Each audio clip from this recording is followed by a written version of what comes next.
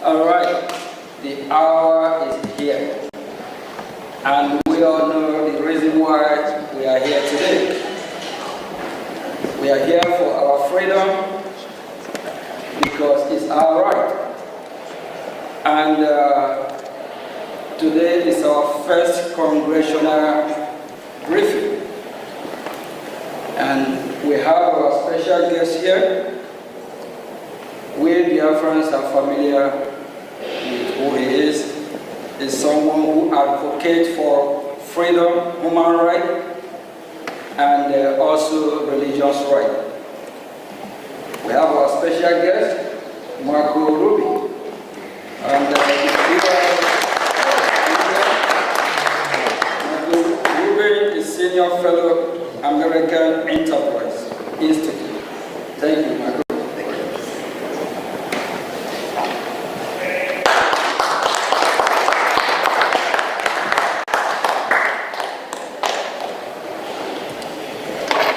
Thank you very much, Mr. Acting Prime Minister. I don't need, first of all, it's good to see Biafra represented so well in Washington, D.C. Unlike in Nigeria, and unlike in Finland, we're not going to arrest dissidents.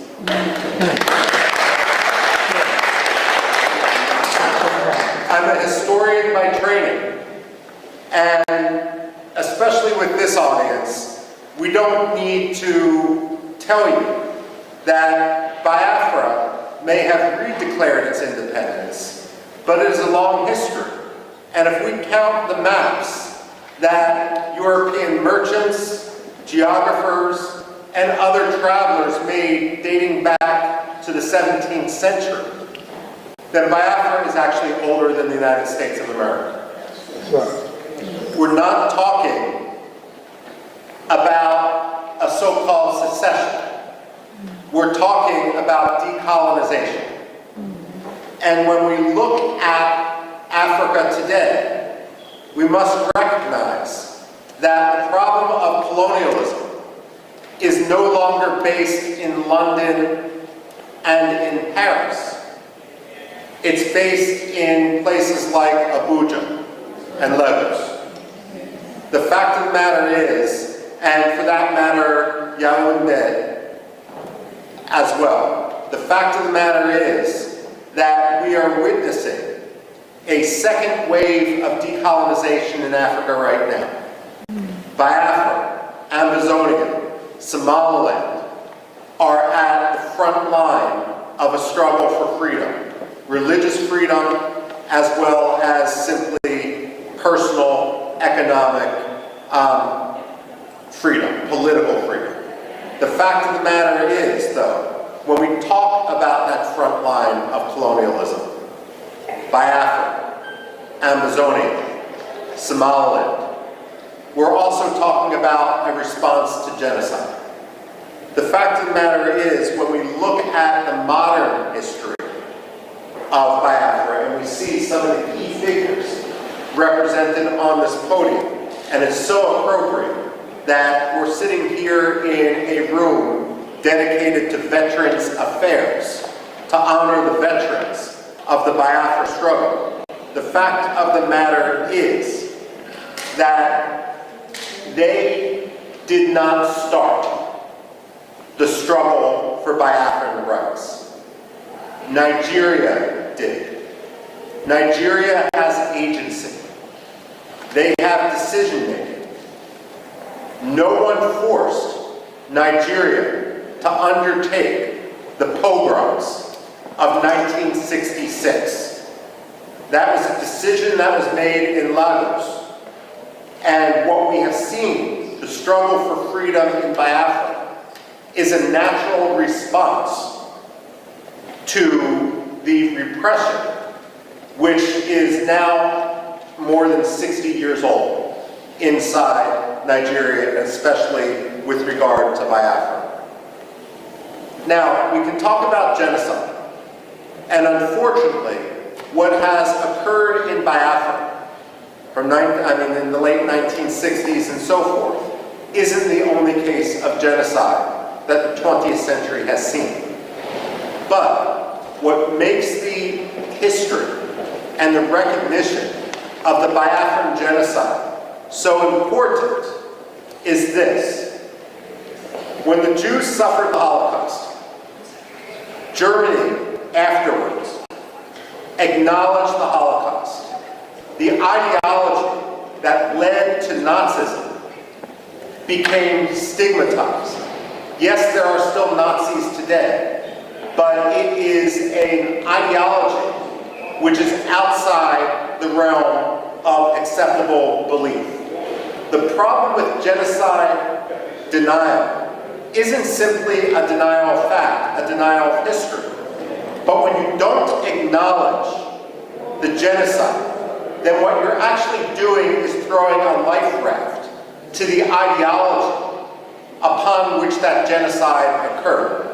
So when you have someone like the late Muhammadu Buhari, whose hands were covered in blood from the events of the Biafra genocide, rise to the presidency of Nigeria without anyone acknowledging his role, that simply perpetrates and legitimizes that genocide. Now, when it comes to genocide denial, I also have this to say. When people debate foreign policy in the United States, one of the progressive slogans that we hear time and time again is no blood for oil. Well, I have a message for Alexander Stubb. No genocide for oil. Finland has been a disgrace. Stubb has kowtowed to Turkey at the expense of the Kurds, at the expense of other dissidents, for the sake of getting Turkey to lift its de facto veto for Finland's NATO membership. Now he's kowtowing to the Nigerian government by arresting Simon Ekpa for the sole reason of advocating against genocide and of providing, frankly, at this point, the only reasonable way forward given the actions of the Nigerian state. Now, we can't engage in wishful thinking, and unfortunately that has been the problem in the United States. I would argue that Europe is more engaged in a cynicism, where they simply want Nigeria's oil, and let's be frank, it's not Nigeria's oil. No. It's Biafra's oil, the Delta region and so forth. The fact of the matter is they feel it's easier to have a relationship with a dictator, and they're going to look the other way. Never let the Europeans pretend that they stand as a representative of human rights when they act in such a cynical, racist, and way that is so contrary to life, liberty, justice, freedom, political rights. The fact of the matter is, the Europeans need to be called out each and every day for that. Finland, especially. Now, I would go so far as saying Finland doesn't deserve the plaudits that so many people, Amnesty International, Human Rights Watch, tend to ascribe to Scandinavian powers. I would today argue that through its actions behind the scenes, by laundering the Nigerian government, by allowing, by cynically using this mantle which it had developed over decades as a protector of human rights, that Finland has become one of the most cynical promoters of human rights abuses, on par with Russia, with China, and with others. The only difference is Russia and China are much more open about what they're doing. Finland thinks they can have it both ways. Now, when it comes to the United States, however, the United States isn't blameless. We have two problems here. The first is the problem of the American perception of history. Whether you're Republican, whether you're Democrat, I don't care. And the fact of the matter is, Biafra, like Cyprus, like India, should be a bipartisan cause. There's nothing partisan about freedom and liberty. And I say that as someone who personally is a Republican, but I was a Congressional Black Caucus Foundation fellow, working for the late Congressman Bill Brgie, who was a Democrat. So I say this not just as wishful thinking, but someone who truly believes in the importance of principle and its triumph over cynical partisanship. But let's face it, both the Republicans and the Democrats have a problem, and American society in general, and that's our general ignorance of history. In our own political culture, whether it's a Republican coming in after years of Democratic power or a Democrat coming in after years of Republican power, there's a tendency to believe that history is only 4 or 8 years long, and that every president who enters the Oval Office or Secretary of State who enters that 7th floor of their office of the Dwight D. Eisenhower building in Foggy Bottom, that they can somehow have a tabula rasa, that the past doesn't matter. Well, let me set the record straight. The past does matter. The past can't be forgotten.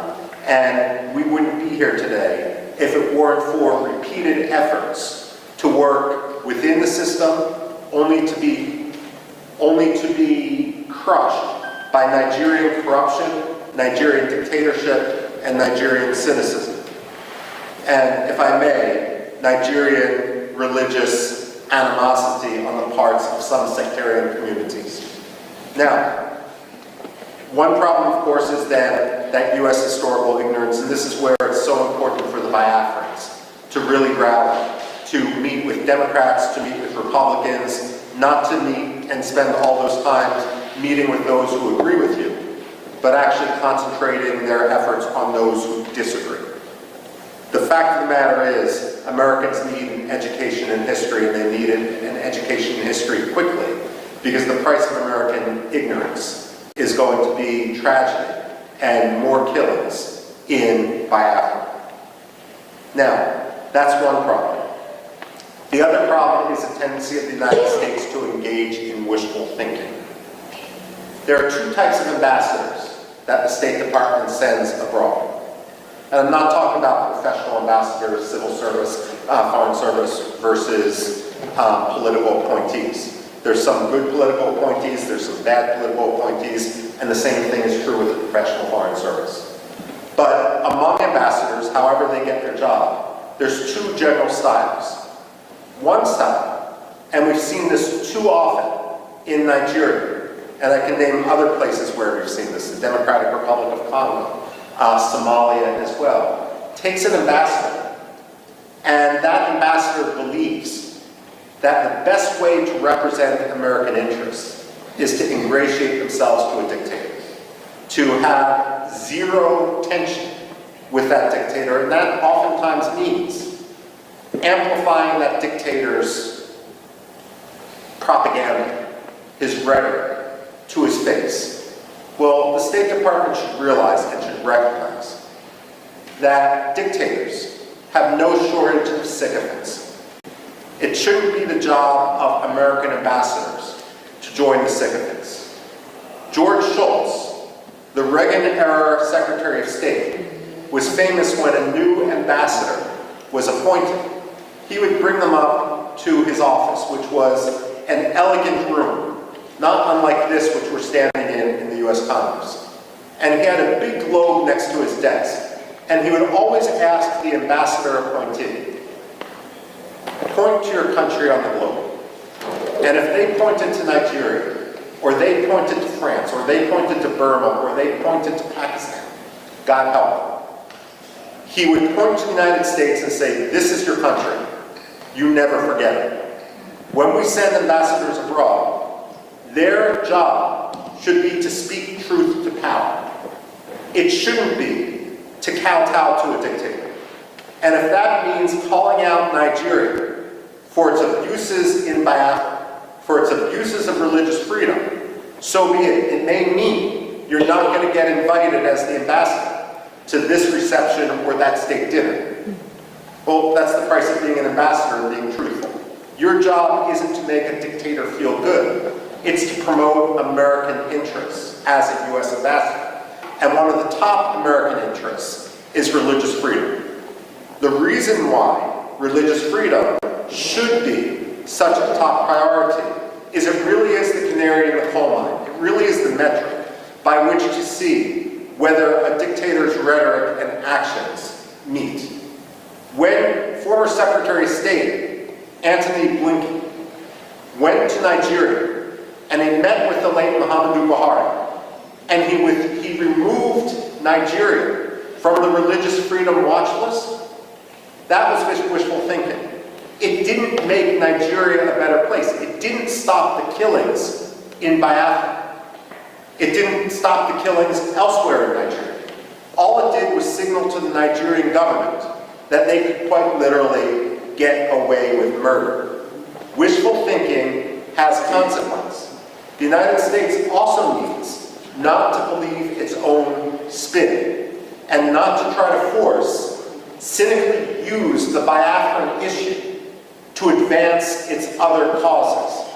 So, for example, I don't know how many times I've talked to people who are partial to the Nigerian government in the United States and will accept the Nigerian laws. And they will say that what we see happening in the Southeast has nothing to do with religious hatred, with religious intolerance on the part of the Nigerian government. It's all about climate change. Let me tell you this, and I've actually said this to the State Department. Climate change does not charter buses in order to ship Fulani militiamen into Biafra to kill Christians. That's not China. That's not climate change. That's ethnic cleansing. That's religious hatred. That's sectarian cleansing. American wishful thinking isn't polite. It doesn't make diplomacy easier. It simply gets people killed. And this is also why it's so important for the Biafran people to rise up and not only work to establish their freedom in Biafra, to reestablish their country. It's also important for them to educate Americans. Now, as many of you know, my background and what I did when I worked at the Pentagon actually focused much more in Middle East history. That's what my PhD is in, and so forth. And having worked for more than 2 decades on issues that have some parallels, let me say this, and this may be controversial to say: Nigeria can't always be the enemy. And the reason I say this is, while Biafra must be free, there can be no compromise on it.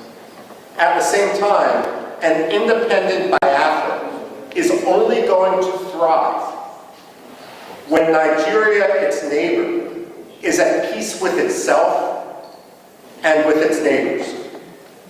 The fact of the matter is, the Biafrans are an engine of democracy. They were always historically the intellectual capital, the economic capital of Nigeria when they were under Nigerian occupation. But at the same time, they have a role not only to win freedom for Biafrans, but that freedom is only going to be confirmed when Nigerians also win their freedom, when corruption no longer governs Nigeria, and when the Nigerian military and Nigerian politicians don't cynically use religion in order to advance their own Swiss bank accounts. This is important, and this is a conversation, for example, it's understandable that you focus on Biafra, but this is an example which I've had conversations in the past with Iraqi presidents and prime ministers, and Kurdish presidents and prime ministers, and there's a recognition, despite the century-long struggle of the Kurds, the so-called largest people without a nation, to win their freedom, to win their independence, many of them have also come to recognize that that independence is going to take real reform instead of ruin for their neighbor next door. I've had this conversation with the Cypriots and the Greeks, vis-a-vis Turkey as well. Turkey is a problem today, and Turkey is a problem which is going to work with the Nigerian government in order to kill Biafrans. But at the same time, what the Greeks and the Cypriots will tell you is, while today Turkey acts like an enemy, there can only be true peace once Turkey fundamentally reforms. And so it's important when you speak and when you advocate for your cause, not only to promote the freedom for Biafra, but to argue and to recognize that Biafran freedom is going to be symbiotic. It's going to bring stability to the region. Biafra is going to be a model, not only for Biafra, it's going to be a model for Nigeria, so that Nigeria can get its act together, even as Nigeria heads towards the precipice. No one wants to, let me put it this way, many of you are familiar with the American satirical newspaper, The Onion. I remember a headline in that satirical newspaper after Russia invaded Georgia in 2008. It was a fake announcement by Condoleezza Rice, the Secretary of State, who was arguing that U.S. position is that no American allies should border Russia because it was just too difficult. The fact of the matter is, she was warning allies not to border Russia as if they have a choice. The fact of the matter is, it's in no one's interest. It's always going to be a problem for occupied Biafra and for independent Biafra to border a failed state, to border an irredentist state, to border an aggressive military dictatorship. Independent Biafra is going to need to recognize that as Nigeria fails, and let's face it, today it's a failing state. It's a building, it's a 10-story building that's ridden with termites. The fact of the matter is that every military leader inside Nigeria is going to try to distract their own Nigerian public by trying to whip up a frenzy against Biafra. So on one hand, you need to be prepared for that. And you recognize this because this is your history. But on the other hand, if there can be fundamental reform in Nigeria, then ultimately you will thrive and be the most prosperous country in Africa. Now, the other point I need to make, and this is not for the people here, but some of the people abroad, is that when you talk to Americans, especially non-Biafran Americans like myself, like congressmen and so forth, I am honored here to be with the acting Prime Minister. I hope someday to be with the non-acting Prime Minister, Simon Ekpa, as well, if he's ever sprung from his Finnish dungeon. But the fact of the matter is, as an American, as someone who obviously has no Nigerian heritage, it's not my job or my concern to decide who the leader of Biafra is. You ask any American like me, any white American, who cares about human rights, who cares about Biafran liberty, what I would say is, when Biafra becomes independent, all these disputes will fall by the wayside because you have monitored democratic elections. But if anyone starts to attack other Biafrans in the presence of European politicians, American politicians, United Nations diplomats, they are essentially creating treason against Biafra. Because what you're doing is giving evidence to your enemies that Biafra isn't serious. Now, let me give you one example. When I came to Washington and began working in foreign policy in 1999, one of the first people I met was a gentleman named Barham Saleh. He was the Washington representative of the Patriotic Union of Kurdistan.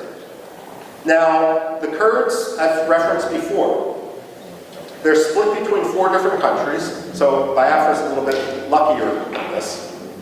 At the same time, the Kurds in Iraq, in northern Iraq, are divided between 2 major political parties. One was Jalal Talabani's Patriotic Union of Kurdistan. The other was Masoud Barzani's Kurdistan Democratic Party. And between 1994 and 1997, these 2 Kurdish parties fought a civil war to suggest that anger among the Kurds wasn't high would be an understatement. They hated each other's guts. 2,000 people remain missing to this day from that civil war in northern Iraq between the Kurdish parties. And again today, that region is essentially divided. Barham Saleh had a rule as the representative of one of the 2 Kurdish parties in Washington, D.C. His rule was, I will talk Kurdish politics to other Kurds, but I will never talk Kurdish politics when someone else is in the room. Because the only message that Washington needs to hear is Kurdistan must be free.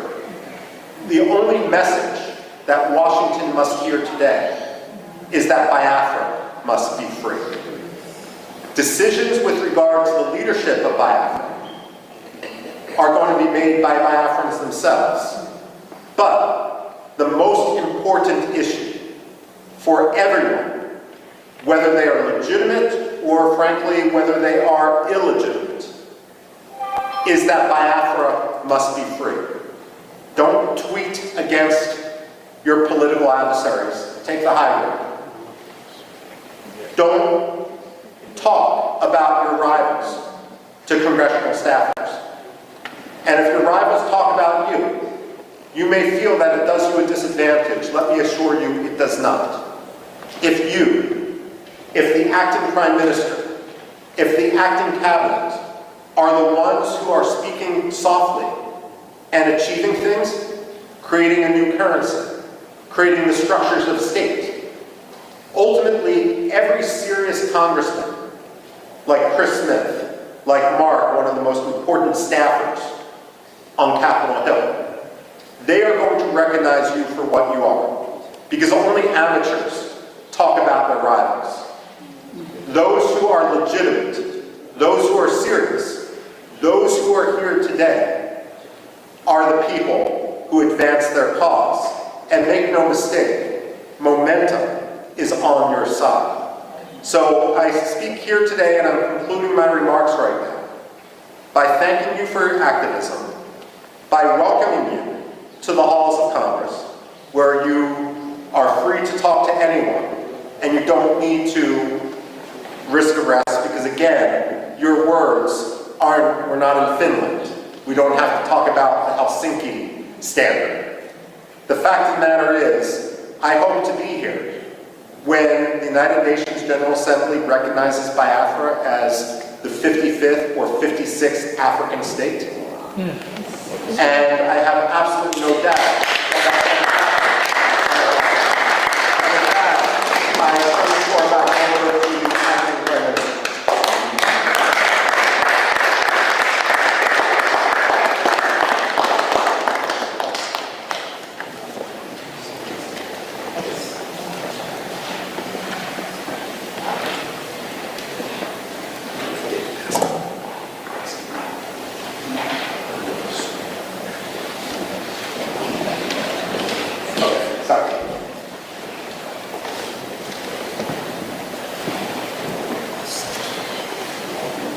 Please, can we give a hand of applause?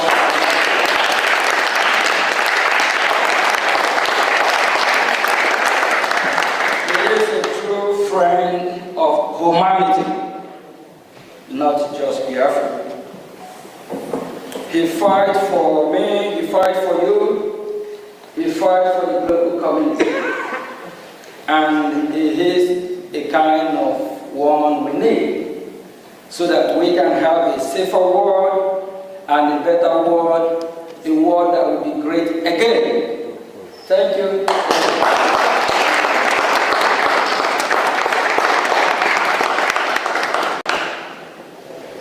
My name is Brgie, Biafra Republic Government Acting Prime Minister. I'm here acting on behalf of His Excellency Mazi Simon Edward. As we are fighting for our freedom, we are making history and we tell our story to the world. And this is the first Biafra Congressional briefing.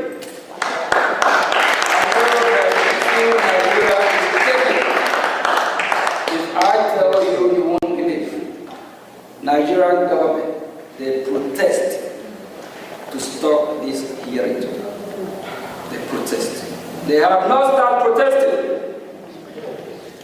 Thank you all for being here today. Thank you. It is an honor to speak today during this historical congressional briefing on Biafra, the first in modern times. I want to thank Michael Ruby, which we are just giving hand of applause now before, of the American Enterprise Institute for his unwavering support and friendship to the Biafran people. Today, I will provide a broad overview of Biafra issue for all those watching. Nigeria is oil-rich country. When we say Nigeria, it's Biafran oil. Marco just on his speech, he made it clear. It's Biafran oil. And a continent power in Africa. It is a multi-ethnic, multi-language, and multi-religious country with a population of about over 200 million people. There are three major ethnic groups: the Igbo, the Yoruba, and the Hausa Fulani, and 250 other smaller ethnic groups. The Hausa Fulani are predominantly Muslim and live in the northern Sahara of part of Nigeria. The Yoruba who live in the southwest are split almost even between Muslim and Christian. The Igbos, along with related tribes, whom we refer to as Biafras, the interface of this submission, inhabit the southeast part of Nigeria, which is Biafra, and we are no longer Nigeria. We don't identify ourselves as Nigeria. We are Biafra.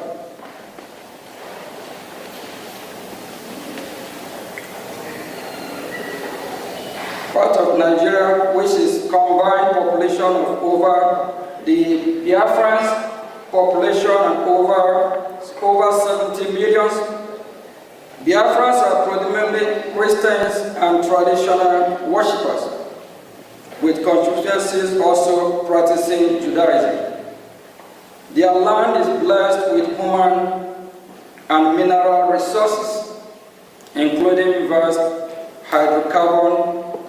Biafrans are very commercially inclined, industrious, and are given to scholarly and professionally pursuit in addition to their first nature of gifted marginalized. They had an established grassroots democracy order known as the Omunna system, which is still practiced to this day, before the advent of colonization. They are very republican and arbitrary in nature and coexist peacefully with their neighbors, including northern Nigeria and Cameroon, prior to their amalgamation with the rest of Nigeria in 1914. Biafra then there was no single massacre of Biafrans anywhere in pre-amalgamation in the so-called Nigeria. This is noteworthy. The first start of this program that was levied on Biafrans, particularly the Igbos, among them happened in the 1948 in northern Nigeria, where Biafrans were, without any justification, massacred just for being Biafran or merely looking like one, pivoting on false narrative of the so-called Igbo coup, an Igbo plot to dominate Nigeria. Nigeria's military officers and the police and notable civilians, mostly from the north, planned and executed the Biafrans. Over 3 million Biafrans were murdered between 29th May 1966 and 12th January 1970. And had the Biafrans not resisted by unilaterally declaring its independence, the massacre would have been incalculable and more horrendous. There is credible evidence that sectional Nigeria provoked the Nigerian Civil War as a cover-up to accomplish the genocide that they have begun against Biafra. Generally, and the Igbos in particular, as far back as 1948 in northern Nigeria, the difference this time was to take it to their homeland, where they had fled and taken refuge under the Hitler-declared Republic of Biafra, a nation born in dire necessity and desperation to survive a genocide. The following aspect from recent declassified U.S. Embassy diplomatic dispatch of the era on the program and the war that follows is instructive, and it states that the North was minded to use the war as a tool to resort its dominance of natural affairs. Malan Gagu Damboa, regional editor of Morning Post, told the American consul in Cairo, "No one should kid himself that this is a fight between the East and the rest of the Nigeria. It is a fight between the North and the Igbos." The scale of the carnage was such that had the Roman or International Criminal Court status been enacted, Nigeria's entire military leadership and its top civilians enablers would have been prosecuted for genocide and crime against humanity, for orchestrating the destruction of Biafrans in whole or in substantial part because of their ethnicity. And to make it worse, those that oversaw the genocide and their natural political successor continue to control Nigeria and thus ensure that no accountability was exacted for a crime of such shocking scale. And to date, no apology or remorse has emanated from official Nigeria or any of the prime state actors. It is this state of affairs and the post-war political suppression of Biafra that grandfathered the insurgency of Biafra agitation in recent times. The modern-day Biafra independent movement surfaced in 1999 with the creation of movement of the actualization of sovereign state of Biafra, Mazur, in 1999 by Chief Owazurike, in 2012 by Mazi Nnamdi Kanu, a protege of Chief Owazurike, then created the Indigenous People of Biafra, IPOB, in 2012, which became the predominant Biafra independence organization Post-war agitation for Biafra and support for IPOB accelerated in late 2015 when former President Muhammad Buhari systematically embarked on widespread anti-Igbo policies, coupled with his open toleration of Fulani Islamic terror that was breaching the northern reach of the Igbo land. It was in the face of this that the indigenous people of Biafra IPOB and the idea of Biafra government in exile gained much traction as protector and defender of the people that have been detained by the government of the day of Nigeria. It is to be noted that virtually all of us present at the vanguard of pursuing for Biafra were born after Nigeria Civil War ended in 1970. So in our renewed quest for Biafra, we are not driven by any sense of personal loss of the war, revenge or bitterness, but by instead a sense that our people are being mistreated badly and are vigorously in again becoming the victim of another crippled genocide. Vast majority of the Biafrans share the same view, even so, quietly because of fear of retribution by the Nigerian government or other non-state actor in alliance with the government.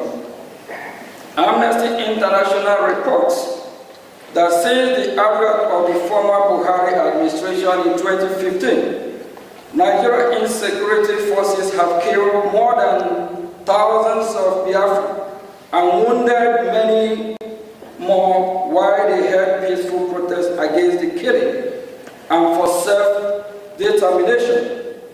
Amnesty International says that many of those pro-Biafra protesters were shot and killed in their sleep, and others while they gathered in churches to pray. Many of the protesters were shot and killed from behind while they tried to escape. Contemporaries country report released by the United States Department confirmed such of this, particularly the Nigerian government declaration of IPOB as a terrorist organization in October 2017, which gave a dubious legal cover to Nigeria's security forces to resort extrajudicial killing of Biafra perceived by self-determination agitator or members of IPOB. As such, as you are reading this, the other killings of Biafra by the Fulani Islamic terrorists is ongoing as we speak.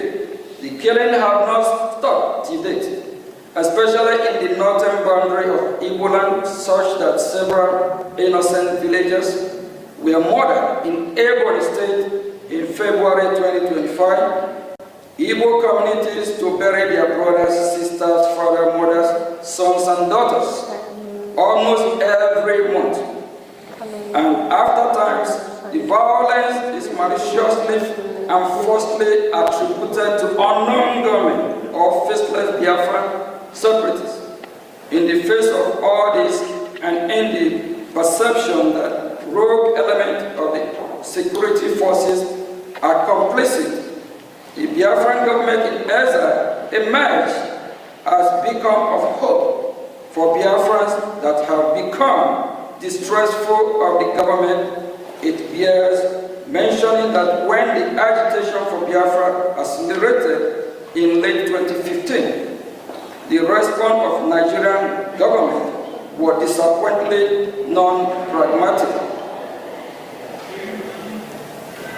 Instead of acknowledging the burgeoning popularity of the agitation and take bona fide measures to contain it through constructive engagement or dialogue, the government went wide with deadly and extrajudicial law enforcement action that backfired by fueling the agitation to levels not seen since the end of the Civil War in 1970. This misguided law enforcement action turned a dangerous corner and boom raged when the government went rogue by extraordinary rendition of our leader Mazi Nnamdi Kanu, the Biafran leader from Kenya, in late June 2021. No doubt this is an avoidable overreaction that has composed Nigeria's legal system, triggered the international legal order against Nigeria, and bettered the government-driven insecurity that have rocked Southeast Nigeria, which is Biafra, to this day. In between, Fulani Islamic terrorists have capitalized on the situation to disquiet Southeast Nigeria to no end. After Mazi Nnamdi Kanu illegal kidnapping, one of Mazi Nnamdi Kanu proteges, Finland-based Biafran activist, His Excellency Mazi Simon Ekpa, took charge of the Biafra independence movement and created the Biafra Republic government in Brgie, of which he is the Prime Minister. As the next illustration of the Biafra independent movement, the Brgie has galvanized the support of the Biafran population and has engaged in high-level dialogue in Washington, D.C.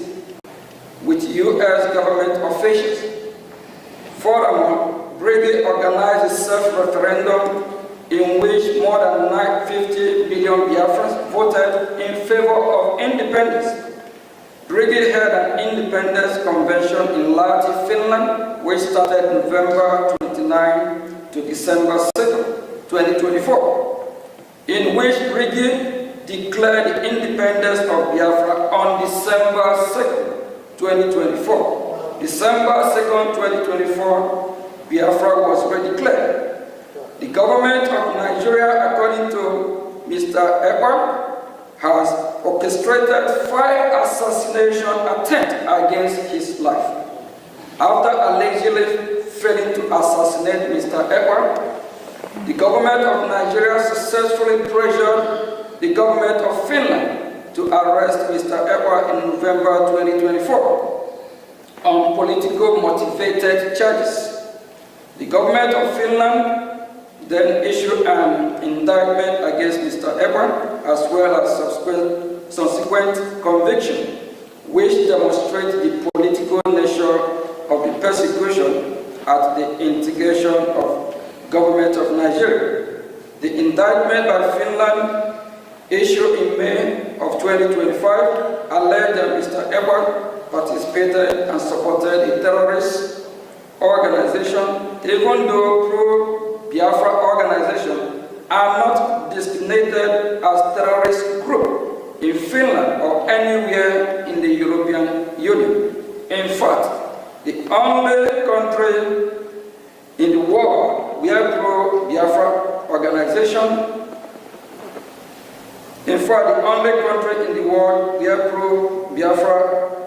organization we are designated is in Nigeria.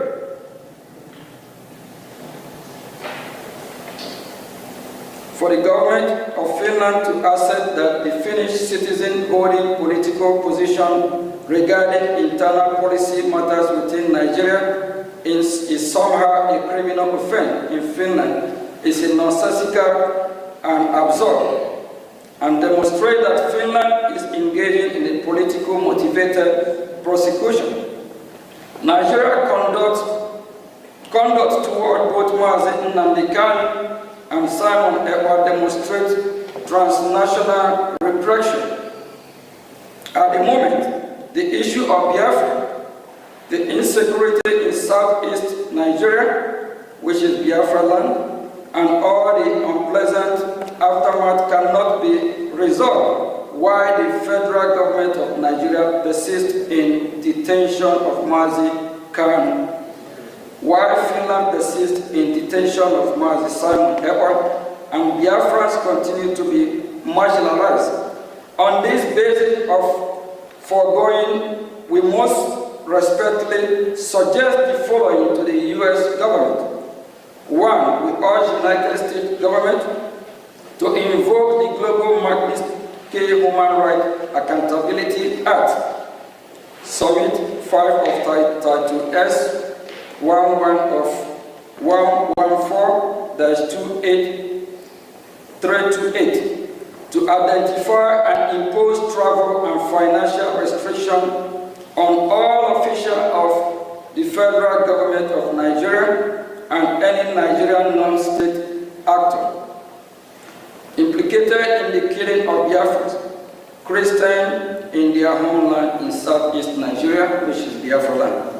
We urge the United States government, including through targeted sanctions and or tariff, to pressure the government of Nigeria to release Mazi Nnamdi Kanu and allow him a safe passage out of Nigeria.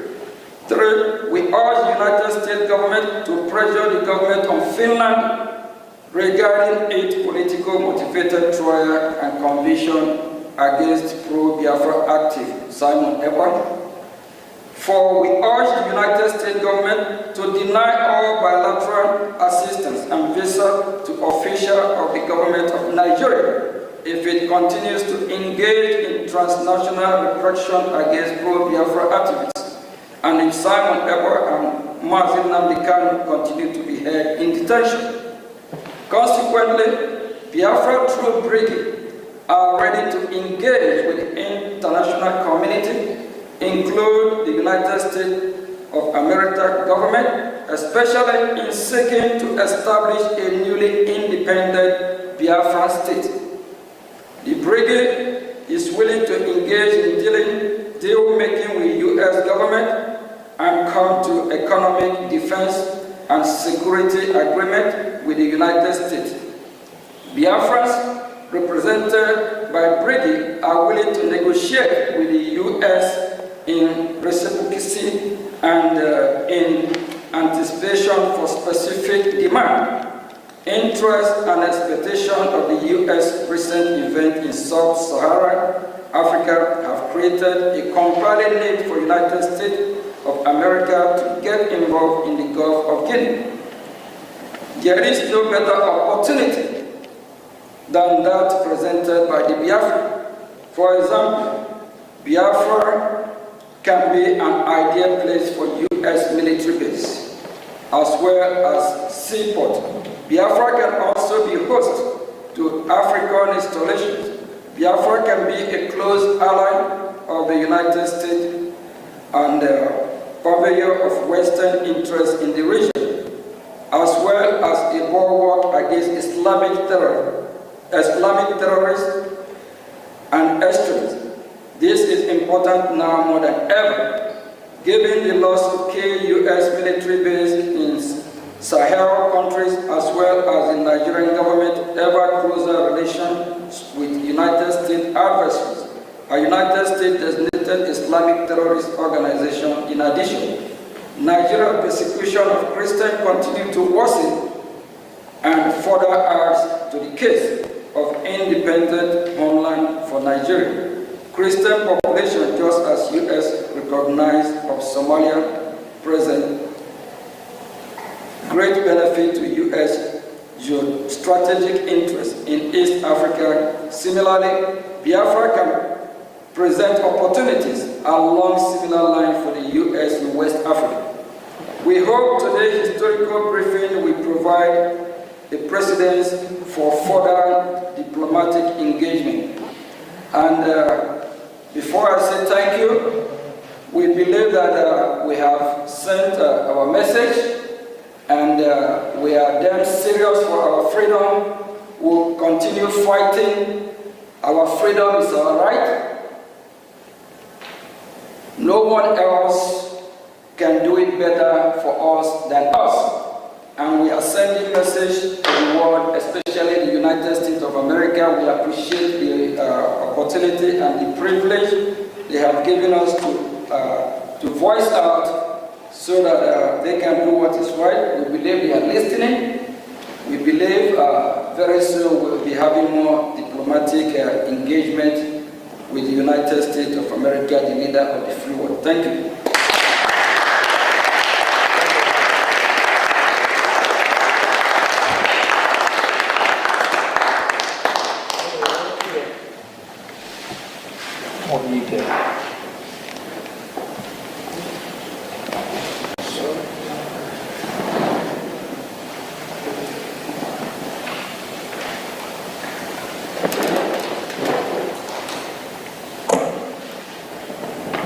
We're going to be having some question and answer, and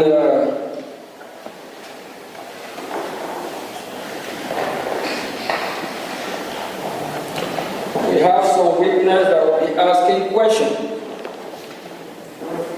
about the current situation, what is happening in Biafra land, if it is suitable for them, if it is that what they want.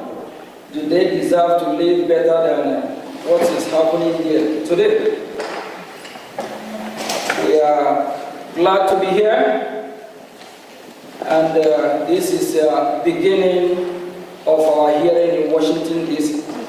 We believe that U.S. government, they are watching, they are listening, they are following, even if the members of the Congress, the ones that are not here, they are watching, so they know what we are doing and what is going on. I will call on Mazia Mobi. Yeah.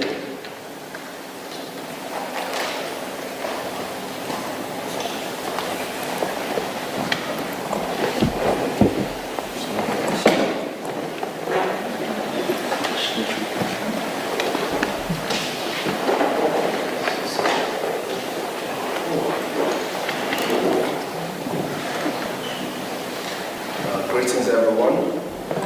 Greetings, Biafrans who are here present. First of all, I want to appreciate everyone for being here. It's not easy. It is only a man who seeks for freedom that goes knocking on all doors. Because every locked door against each and every one of us is a locked door against millions of Biafrans. Especially millions of Biafrans, yourself, myself, who are witnesses, and over 50 million people who gave the Brgie government their vote for the self-referendum conducted in Finland. It conducted back home and ratified in Finland by over 517 Biafrans. So I appreciate each and every one of you who are here.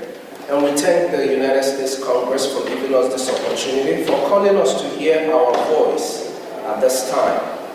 It is of utmost importance that the Biafran people in general speak up now to stop the killing, to help the world, to help those who cannot speak for themselves, and the entirety of the people who live in the geographical location known as Nigeria, to regain their freedom. The freedom that we seek today is not just for the Biafran people, but for over 230 million people who exist in a place where they are all in a cave. Most of the people who exist there do not know themselves no more, cannot, for some reason, stand up and defend themselves. Of course, we know fear is part of terrorism. With me here are fellow Biafrans who are witnesses to the ongoing genocide in my land, Biafra. The ongoing genocide is a continuation of 1967 to 70, as we all have heard the acting Prime Minister of Brgie speak to us who are Biafrans and to the rest of the world who are listening. So I would like to ask my brothers and my sisters a few questions so that in their own words they can explain to the rest of the world, those who are watching, and to the congressmen and women who have given us this opportunity, who I'm sure would hear everything that we are saying here today, either today or tomorrow or in the nearest future. And whatever we say here will help them make decisions quick and act fast to save lives of Biafra, to save lives of women, children, and even unborn. Because in our case, we lose children in the mother's wombs due to Nigerian terrorism. Now, first of all, I would like to call on my sister, who is a witness, Love Akobondo. I would like to ask you, Love Akobondo, how would you describe the persecution and marginalization of Biafrans from your own personal observation and experience? What are the root causes of this genocide?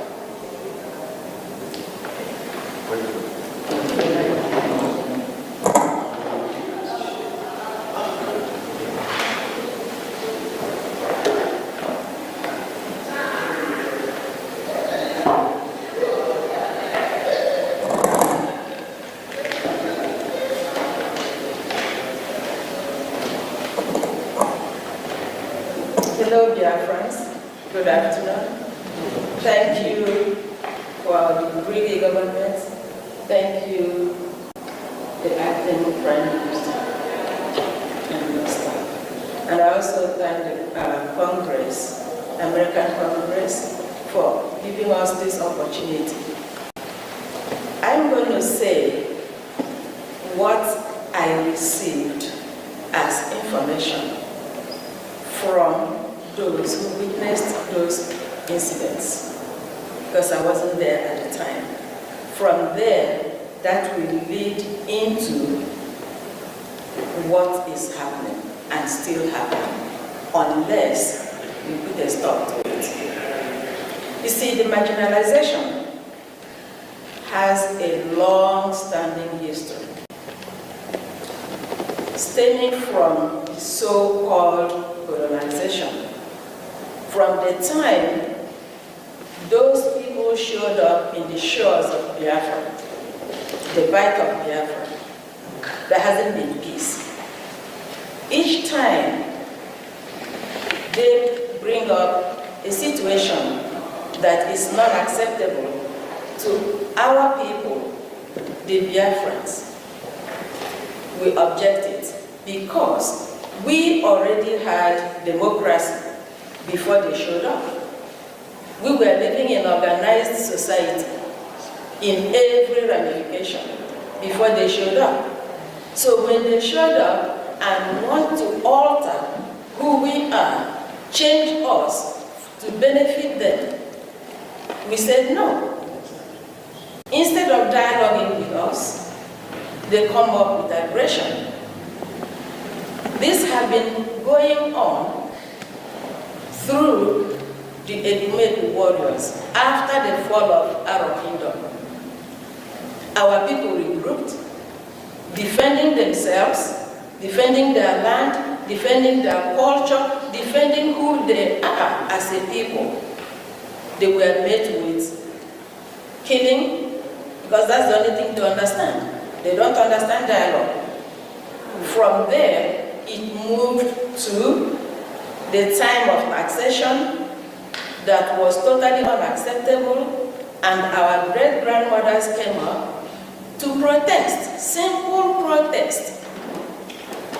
They did not kill anybody, they did not destroy anything, they were just protesting because one of the useless people, it is not today we begin to have a flavors in our society.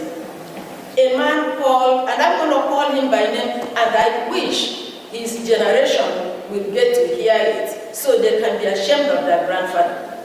Chief Okuk from Ologo was the warrant chief who delivered that message of taxation.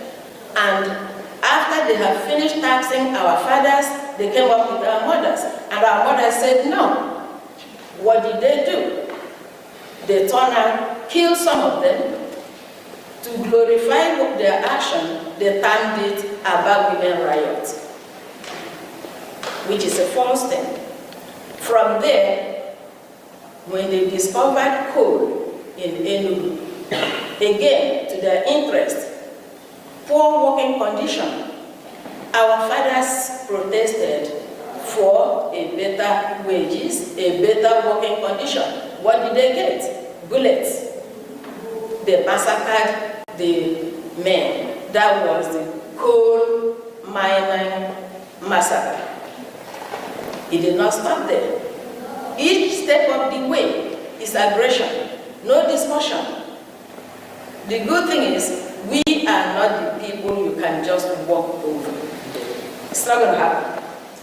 It's not yesterday, it's not today, it's not going to be all the tomorrows to come, because we are Biafrans, madam.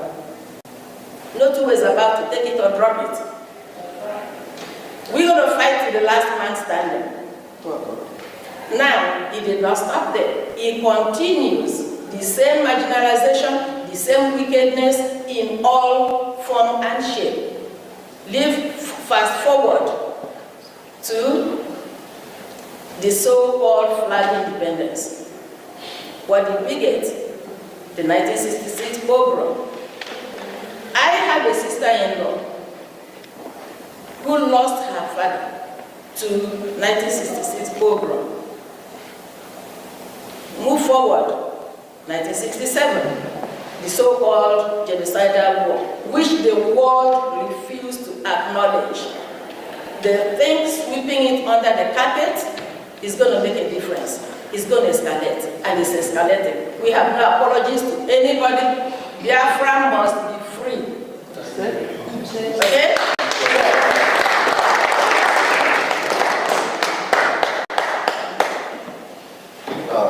Thank you so much, my sister Love. You heard it all? Now, I will ask another question to another sister of mine, Ms. Nonya Chima, sorry. We know how the United States government categorizes certain countries as state sponsors of terror. How do you rank Nigeria given their killing of Biafrans? And should the US government designate Nigeria as a state sponsor of terror?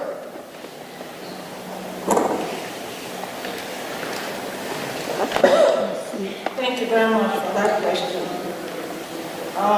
First of all, I just wanted to thank Honorables Jim Moran and Elias Terasulis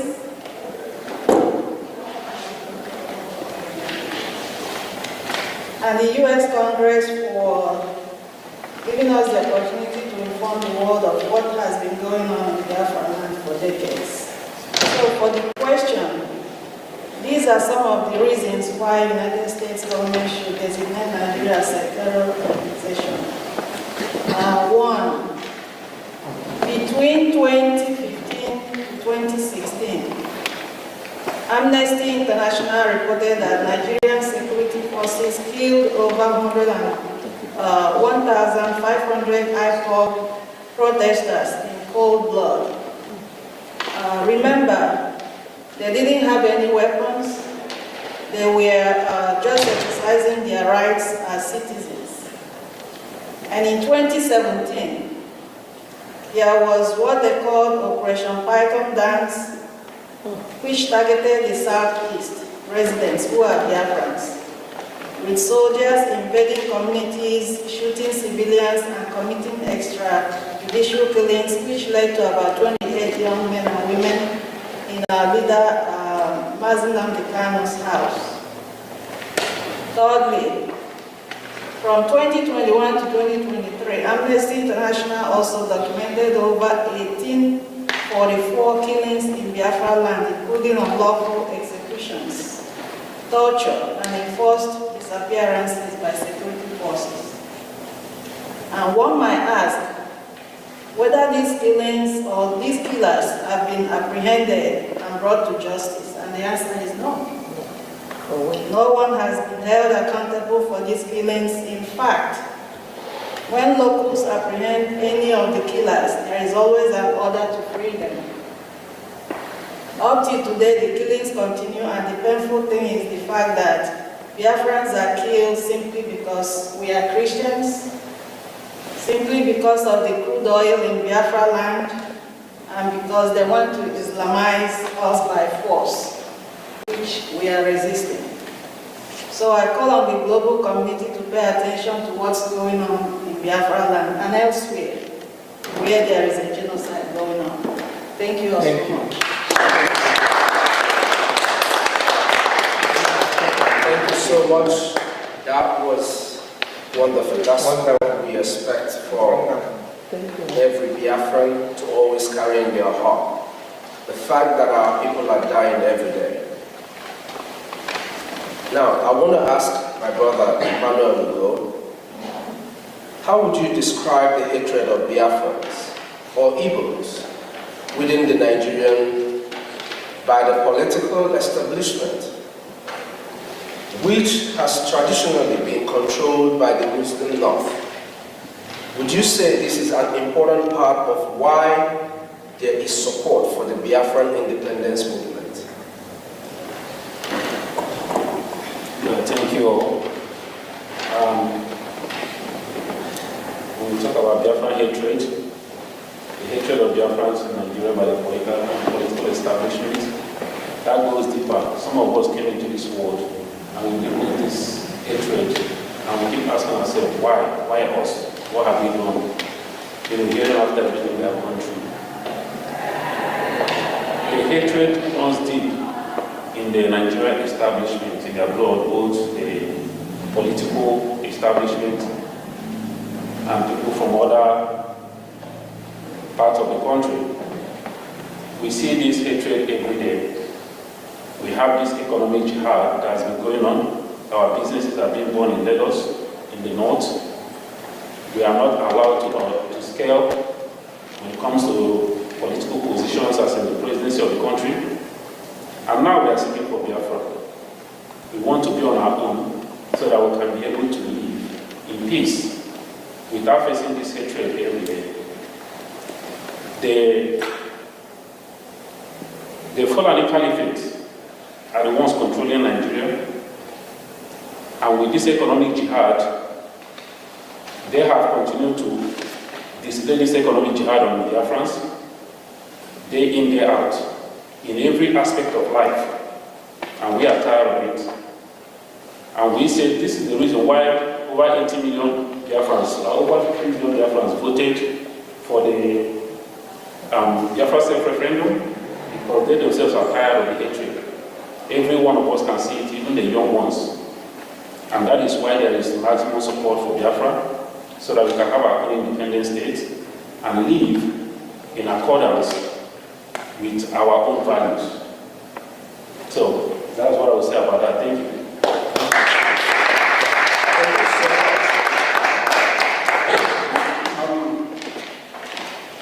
My brother Chima John, for those amongst you who lived during the first Biafra Civil War, it's called a civil war, but we know it's a genocidal war against the Biafran people, 1967 to 1970. Please, describe your experience. I know you might not know, but I know you have people who have told you stories. I see you're very much younger than 1967. So describe your experience and how you would compare the Biafran independence movement in the 1960s compared to now. And what do you wish the United States government to do regarding the issues of Biafra? Thank you very much. Thank you very much. And I want to thank the U.S. Congress for the opportunity that we have today to be at the Capitol for this hearing regarding Biafra. Some of us were not born in the war, but we have heard, we have read about all the atrocities that happened against Biafrans and against the Igbos during the war. We saw that Biafra land was completely destroyed by the Nigerian state in collusion with its Western allies and the Muslims. They destroyed schools, they destroyed the infrastructure. And while we're growing up, every part of Nigeria was designated as educational industry And these are places where there were no bombs, where there was no destruction. But in Biafra land, in Igbo land in particular, Igbos were never designated as educational responsibility people. And we know what happened during the Civil War. One of the things that happened was the total blockade of Biafra land, and which led to the death of over 3 million people and the starvation of over 1 million children. I'm sure that the world saw some of those pictures, gory pictures of Kwashiorkor children because of the starvation. And that led to people like Bruce Merrill, an American student from Columbia, to set himself ablaze in front of the United Nations Bureau. People like Steve Jobs, the founder of Apple, saw what happened in Biafra and swore not to step his foot inside the church. And he said, how can the world open their eyes and saw this happen to humans or so-called fellow Christians and never did anything because of oil and hatred and theft, to put it literally. We saw all that. The Nigerian state, as part of the plot to put Biafrans down, and the Igbos in particular, they made sure that after the war, that every Igbo person or Biafran received only £20 to start life in the beginning. And the Igbos and the Biafrans were the richest in that country at that time. It was designed, according to one of Nigeria's recent presidents, it was designed to make Biafrans poor for over 200 years and become subservient to other ethnic groups. At the end of the day, today, Biafrans are not only successful, but they have reason to say that the only thing that will make us safe to actualize our economic and political potential and destiny is the creation of an independent state of Biafra, or the restoration of it, so that we can live in peace with our neighbors, so that we can be allies of the West and to our global community, so that we can harness our potential, our intellectual resources, our natural resources. We can harness it to the benefit of not only our own people, but to the world at large. That is what Biafrans seek. And we want the United States as the leaders of the free world to stand up and begin to do what is right by the Biafran people. Begin to do what is right. Because that's something that they're looking for. That's something that they take, that Nigeria gives them. Those oil and gas comes from Biafra land. We can negotiate. We can reach a deal with any country, America in particular, so that we can have our independence, a place we can feel safe, and to live in freedom. Thank you very much.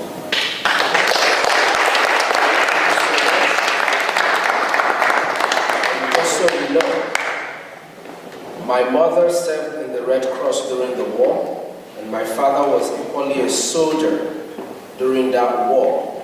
So, just like himself, and like many of us here, I have so many stories of what happened and why we need to be free. It's not just because of the resources, but for our children to be able to see tomorrow. Now, I want to call on my brother, our brother, Mazikelo Israel. Mazikelo Israel, please, as we are in the Capitol Hill building, speaking to the United States Congress and to everyone who cares to listen to the Biafran people, I would like to ask, what would you recommend, or what would be your recommendation to the United States government to hold Nigeria accountable and to assist Biafra? Thank you, Honorable Speakers. Thank you very much, Honorable. First of all, let me thank our great friends, Elias Rasolas, and of course, Honorable Dr. Michael Rubin, who spoke earlier on, and Ogen Kerry, who has been leading this struggle since our leaders have been incarcerated. I'm talking about Simon Ekpa and Nnamdi Kanu. And I want to thank the U.S. Congress for allowing us this opportunity to come here. Again, they are demonstrating that they are the leader of the free world, as against other nations where they don't want to talk about this. As our Honorable Michael Rubin has said, here you are free to talk and nobody will arrest you. And so we are here requesting that U.S. government to come and stop the killings that is going on in Nigeria. We are talking about the genocide that happened 1966 to 1970. Right now, that happened mainly in the southeast. Right now, the entire Nigerian state is a killing zone. It rivals what happened during the Civil War. And so we are pleading with U.S. Congress to come to quickly, not to delay, by doing these following things: to officially recognize Biafra genocide of 1966 to 1970, which has continued up to today. As our Honorable Minister said, Michael Rubin said, because those who committed the genocide have not been charged, instead they seem to have been congratulated by lifting them to be the presidents of that place. This has empowered them to continue with the genocide. So we are pleading with the U.S. government to live up to their moral standards as the free world leader, to come immediately to this aid of Biafrans. We are also pleading with the U.S. government to condemn immediately, because that will save life, condemn immediately the abuses that is going on there, which is quite obvious. It's not hidden. You have terrorists that are being recognized, giving a peace deal, while those that are speaking the truth to save the country from the killings that is going on are being incarcerated, like Nnamdi Kanu and Simon Ekpa. Just yesterday, they agreed on a plea deal with terrorists, a peace deal, and they are walking free. We are asking the U.S. government to invoke the Global Magnitsky Act, identify all those criminals. The Canadian government have declared the political organizations in Nigeria as terrorist organizations. We are asking the U.S. government to go further, identify the individuals themselves, and invoke them and put heavy sanctions on them. That is what we are asking, to further what the Canadian government has already done. We are asking the U.S. government to demand, with immediate effect, to the release of Nnamdi Kanu, a man that has been even acquitted in some of the courts in that Federal Republic of Nigeria. Several courts have discharged him and acquitted him, and in fact requested that the government compensate him. Outside UN have already also requested that he be released immediately. Kenyan government has come out openly to say that he was extraordinarily rendition he was kidnapped from Kenya, that he should be released, and on no basis should he be tried for anything because of the illegality that they practice on him and abuses. Yet, Nnamdi Kanu is still in prison. Even recently, he asked for him to be allowed to visit the hospital, to go for a hospital treatment, and they rejected it. They rejected that he would not go to the hospital. So we're asking the US Congress to act immediately. We need urgent help.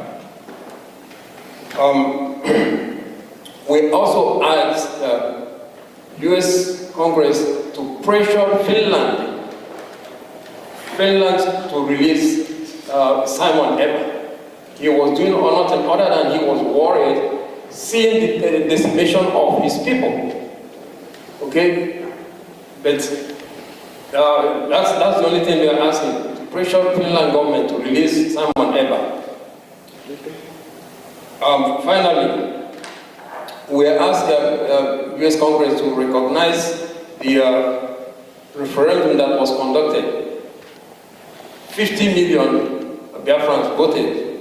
If that is not acceptable, then to help us organize a UN acceptable referendum for Biafrans, and to show that demonstrate that Biafrans are really in need to be freed. And the freedom we're asking for Biafrans is not going to for Biafrans, because it will also free the ordinary people of that country called Nigeria from all the killings that are going on, which is only going to escalate as the 2027 elections continues. These are what we are requesting. Thank you very much.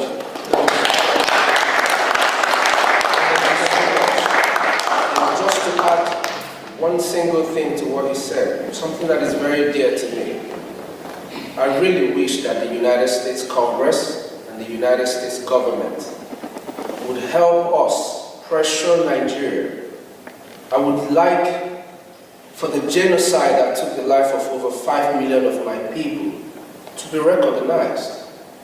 If today we speak about the Holocaust, there is no reason why we shouldn't speak about the death of over 5 million Biafrans. Thank you very much.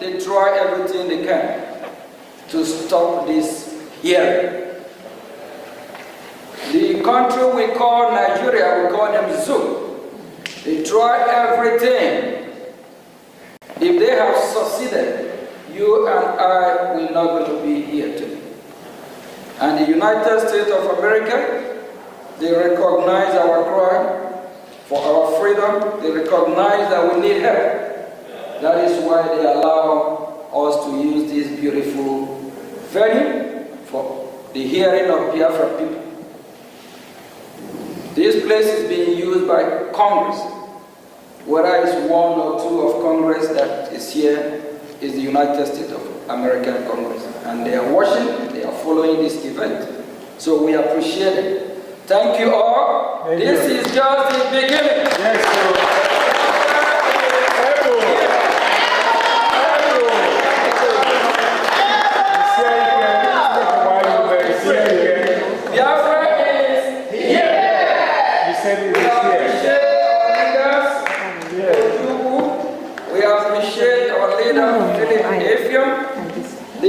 our heroes.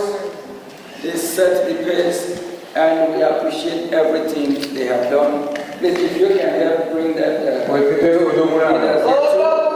Yes. They show us the way, and we follow the way. Yes, sir.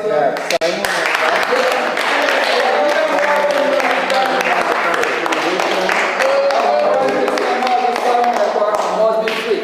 Biafra is This is just the beginning.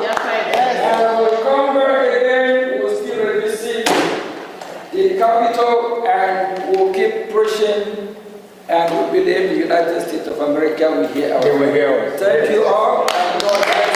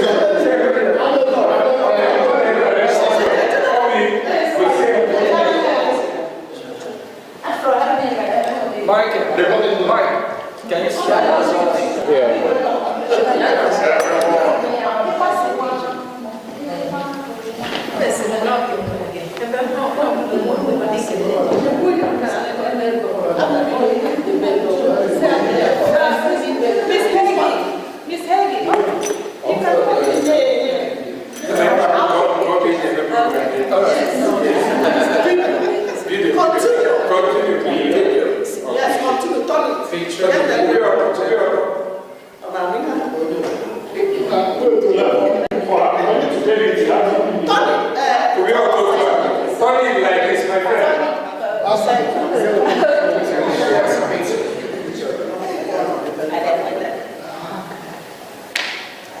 I think it's going to go back. Very good videos. You can do videos so that you get everybody. Yes. Oh, man.